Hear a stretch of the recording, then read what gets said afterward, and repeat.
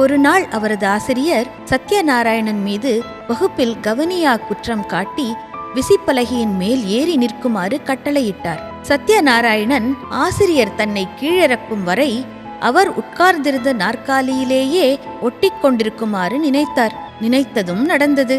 அந்த நிகழ்ச்சி எல்லோருடைய உள்ளத்தையும் கவர்ந்தது.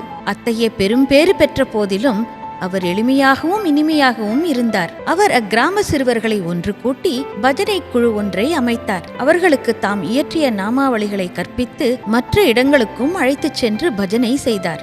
அவர் நடிப்பதைப் போன்றே இசையிலும் நாட்டியத்திலும் சிறந்து விளங்கினார். அவரது ஆற்றலை நாட்டின் பல்வேறு இடங்களுக்கு செல்லும் நாடக குழுவினரே புகழ்ந்தார்கள் எனின் அவர்தம் திறனை என்னென்று எம்புவது? தனக்காக அன்றி நாடக குழுவினருக்காகவும் கதைகள் எழுதினார், கவிதை புனைந்தார், வசனம் எழுதினார். இவை யாவும் அவரது 12ஆம் வயதிலேயே நிகழ்ந்தன. கமலாப்பூருக்கும் உறவகொண்டாவிற்கும் ஒரு தெலுங்கு ஆசிரியராக பணிபுரிய சென்ற தன் அண்ணனுடன் அவரும் சென்றார். யாவற்றுக்கும் தலைவனாக ஆசிரியருக்கு உறுதுணைவனாக விளங்கினார் என்று கூறுவது சாலச் சிறப்பாகும்.